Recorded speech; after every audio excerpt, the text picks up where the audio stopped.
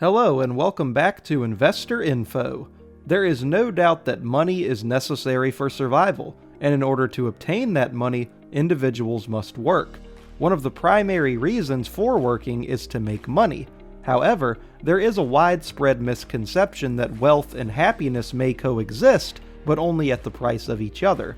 In today's video, we'll look at how valid that argument is, as well as which of the two is more essential in life. But before we dive into this debate, make sure that you hit that subscribe button and click on the bell icon so you'll get notified every time we upload a new video. You are not going to want to miss out. So, let's get started. The notion that materialistic ideals might block our road to happiness is centuries old. The Buddha advocated for a balance of asceticism and pleasure. Early Christian monasticism promoted spiritual development via a humble life, and philosopher Lao Tzu warned that chasing after money would, quote, never unclench your heart, unquote. Centuries later, the topic of whether money can bring us happiness is still heavily debated.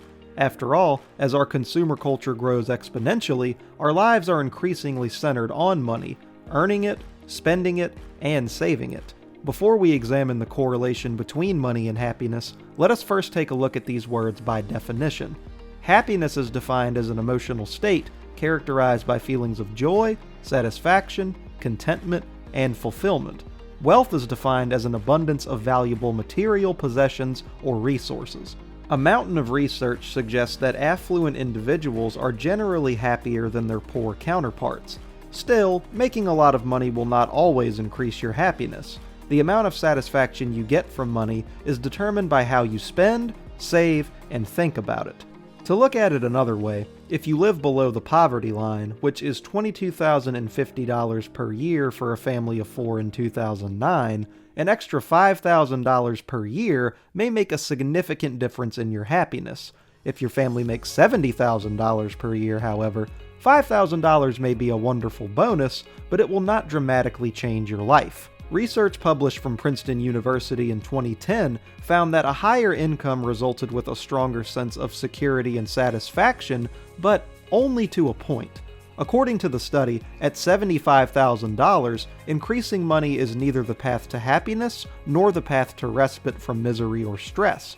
Experts claim that it gets to the point where you have enough money to be happy to handle most of life's costs, most of the worries are gone, and then greater income actually starts to bring your happiness back down. When we look up to affluent individuals, all we see is a comfortable lifestyle with plenty of luxury and money to spend. This money undoubtedly helps individuals live a better life, but it is never precisely related to their degree of happiness. This is because money only provides worldly satisfaction, but happiness in its purest form occurs when the mind and body are in total harmony with each other.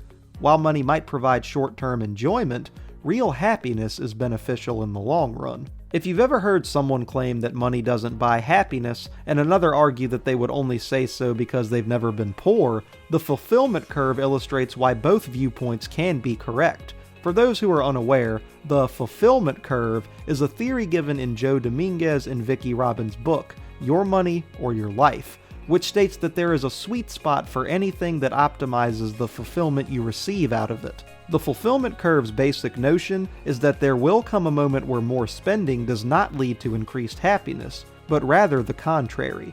This curve will examine 4 critical stages: survival, comforts, luxury, and finally, the downfall, sometimes known as overconsumption.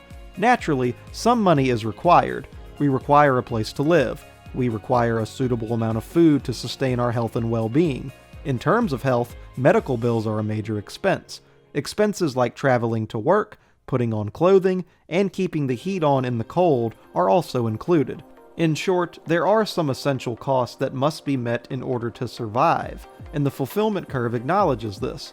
Because preserving our level of living is such a vital and worthwhile use of our money, the first chunk of our expenditure produces a significant change in fulfillment. In this part of the curve, a small amount of money results in a huge increase in happiness. If you don't have anything, buying items might help you feel better. When your fundamental needs such as food, clothes, and shelter are met, you are significantly happier than when they are not.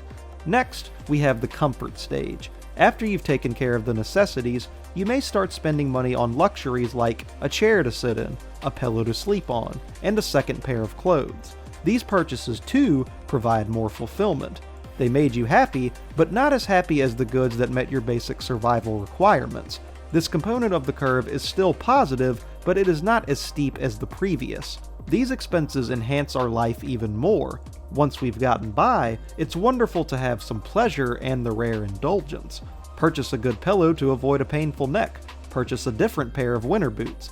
These items are not essential, but they are quite pleasant. They improve the quality of life. This amount of spending is far from extravagant, but it is above survival. The first few luxuries we purchase are the final rise in spending that nevertheless enhance our lives. There is, debatably, a gray area between comfort, luxury, and what comes beyond luxury. Is a coffee maker a convenience or a luxury? This question might be asked in regards to a variety of objects. The idea is that most of us have certain guilty pleasures that make our lives better. They aren't required, yet they make us happy. Your spending eventually progresses from necessities to blatant luxury. You move from a small apartment to a home in the suburbs, for example, and you have an entire wardrobe. You enjoy hot cocoa on cold winter days, have a new sofa, and a DVD collection.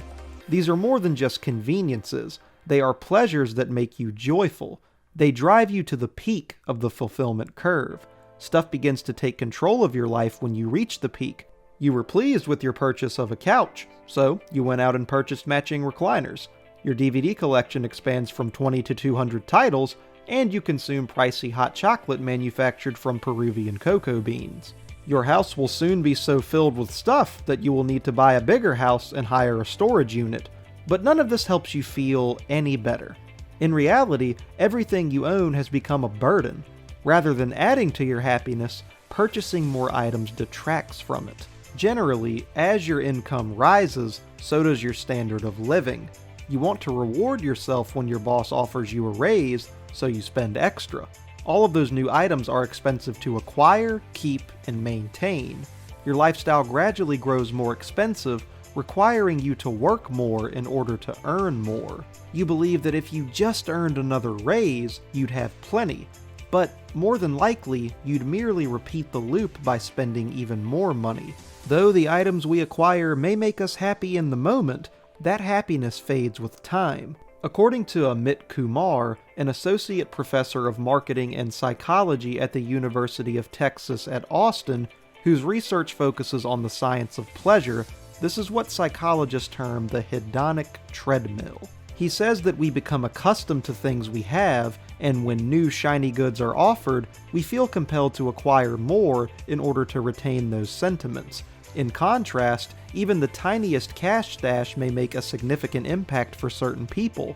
In a study of over 12,000 persons who had previously asked for loans to remove credit card debt, Harvard Business Review discovered that those who had at least $500 cash on hand had a 15% greater life satisfaction. With all of these arguments in mind, however, what if there was a way to spend money while actively increasing our happiness? According to research, individuals are happier when they buy experiences rather than tangible items. People believe that their experiential purchases add more to their life stories, therefore they are more closely linked to our sense of self. They are also less prone to have buyer's regret, since experiences are more difficult to compare than tangible objects. Furthermore, shared experiences tend to bring individuals closer. Similar to how experts suggest spending money on experiences to maintain a sufficient amount of happiness, buying time is also a concept heavily discussed around the subject of spending money in ways to remain happy. Time famine is more than simply an inner struggle. It may also have direct implications on our health. According to research, individuals who feel time-pressed are more anxious, less inclined to spend time assisting others, and less active. It's also one of the most common explanations for why individuals don't exercise or eat healthy. However, obtaining support networks may save us from the harmful effects of time stress, a notion described as the buffering hypothesis by psychologists. Buying time, according to this idea, may boost our sense of self-control and ultimately our emotions of well-being by doing things like hiring a house cleaning service instead of tidying up, ordering takeout instead of cooking, or paying more for a direct flight. And there you have it, folks. Now that we've discussed the importance of wealth and happiness, as well as their coexistence, let us know in the comments section down below which one you think is more important. Remember to always do your research and make the most of your resources. If you found this video helpful, feel free to leave a like and subscribe to our channel for more videos just like this one. See you in the next video.